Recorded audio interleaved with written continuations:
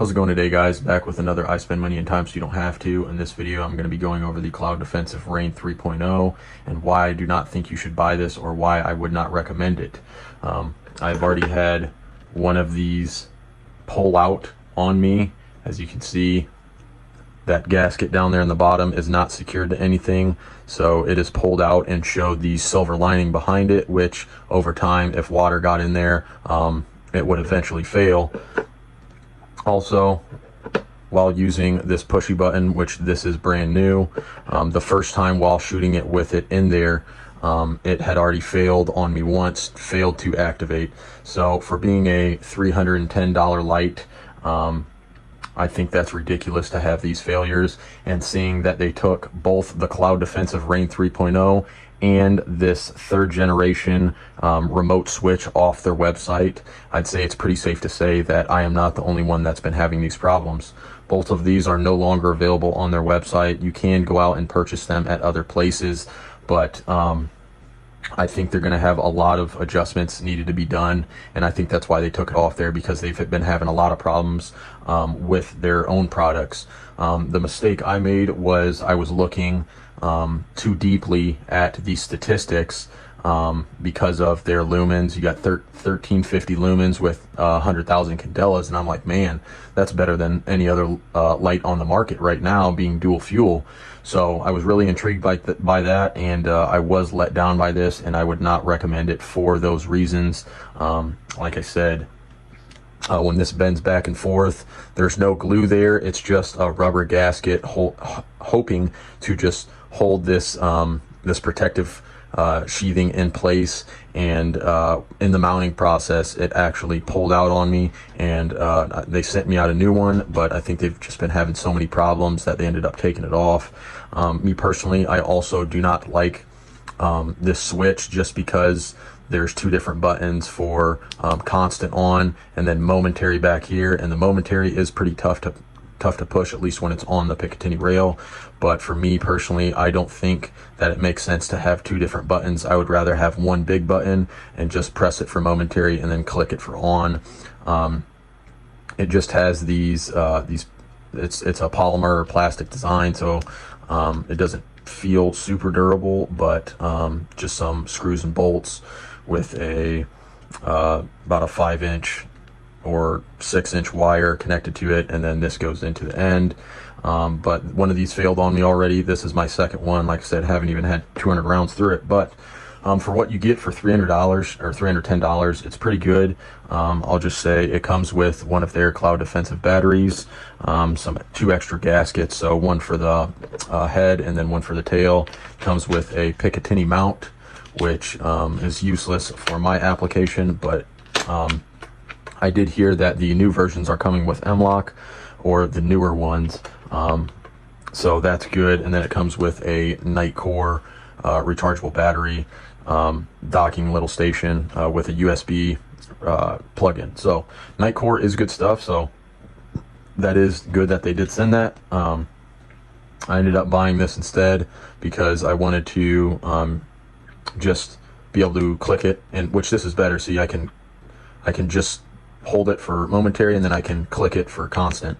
So I would have preferred that they did that with this, but also another cool thing is you can still activate it while having the tail switch, so that is pretty cool. I think they had good intentions with their design and what they wanted to do, but I don't think there was enough testing to just put out a product and then have all these failures. So I think their testings were definitely fell short, and which is causing them problems now and causing the customers like me problems. But I think they had good intentions. Like I said, this is just a push button. This was like $50 or something, maybe a little more. Their tail switch or their remote switches are $90, so these are pretty expensive for this. And then this mount did not come with it, but this is the Cloud Defensive REIN. But I can tell you exactly what the problem is on the REIN for why it didn't activate it. See that little orange threaded piece? So what you do is you just stick your finger in there and then you turn it one way or another. So if you have different batteries, different battery sizes, you can put that in there, and then you can tighten it down on the battery so your battery isn't shaking around in there. And I think, like I said, they had good intent, but there's no way to really keep that in place. So I think when I shot maybe like 50 or 60 rounds, that jiggled loose, or it kind of unthreaded itself, and then that's what caused the light not to activate. So that's a problem for sure that they should have figured out.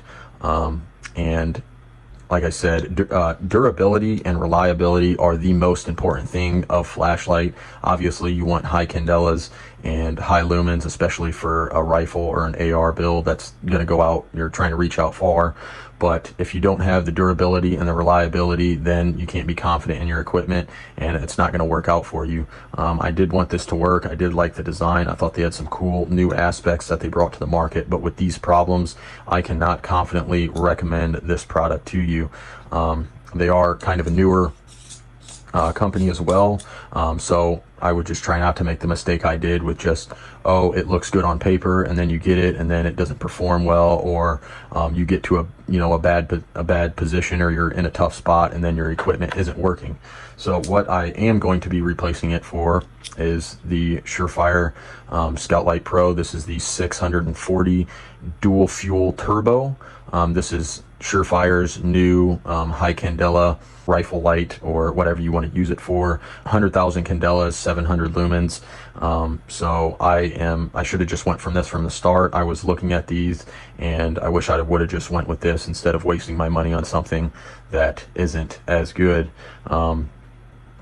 But these already have a track record. They're a lot more durable and reliable, so I think this will be a lot better of an option.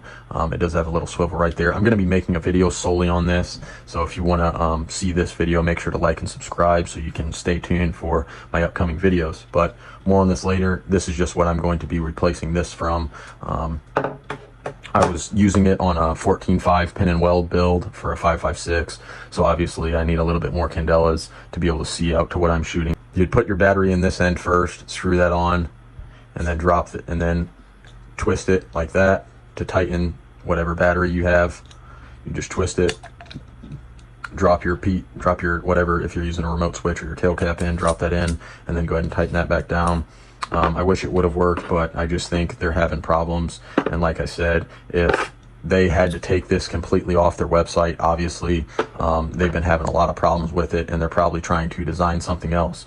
Now, I did notice that they did upload a 4th generation switch onto their website, so obviously they're going away from these, and that 4th generation switch looked like a single button design, so I'm sure it's just going to be the constant and then momentary, and you go with the Surefire 640 DFT. You're not going to get as much lumens, but what you're paying, you're for the black it's 360, and then for the tan it's 395, but with that you're getting a Picatinny and an M-LOK mount.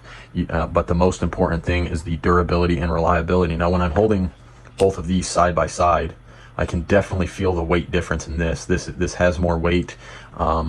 It just feels more concrete, more durable just from the touch. This is very light, even with a bigger mount on there. But what I think they did to get higher statistics, higher lumens, because they're both the same candelas, but I think that they shed a lot of weight on this Cloud Defensive to get their lumen output higher, and to focus more on that instead of necessarily durability or reliability. I would definitely recommend something like this instead. Surefire just has a way better track record.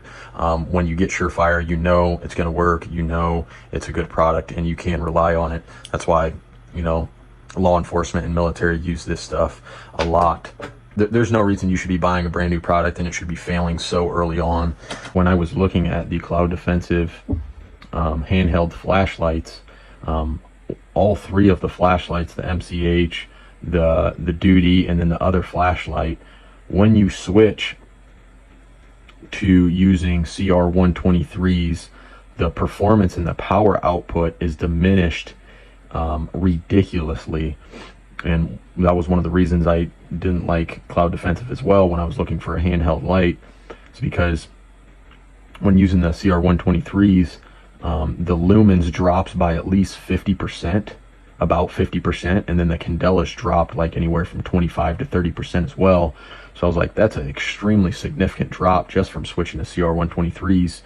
And then I contacted Cloud Defensive and I asked them how much the REIN 3.0 drops, and they said when using CR123s, it'll drop by about 10%. And then I said, if this drops by 10%, then why does your handheld flashlights drop from anywhere from 25 to 50% when using CR123s? And they never got back with me, never answered. So that made me a little bit skeptical about Cloud Defensive as well. If you guys have any questions on this, feel free to comment down below. And if you guys want to see more videos like this, go ahead and like and subscribe. It really support the channel, and I'd appreciate it as well. I'm going to be posting more content in the tactical and gear related categories. So if there's anything you guys want to see, just go ahead and comment down below. And if I have something that I can make a video on, I will try to make that video for you. So I hope you're all having a good day, and thanks for watching.